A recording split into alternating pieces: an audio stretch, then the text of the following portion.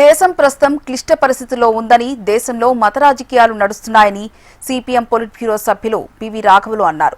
తెలంగాణలో కాంగ్రెస్, దేశంలో బీజేపీ మత రాజకీయాలు చేస్తుందని ఆరోపించారు. మతతత్వం వల్ల దేశంలో రైతులు, కార్మికులు ప్రమాదంలో ఉన్నారని, వారి కోసం సిపిఎం ఆధ్వర్యంలో పోరాటాలు చేస్తాంటామని పివి రాఘవులు తెలిపారు.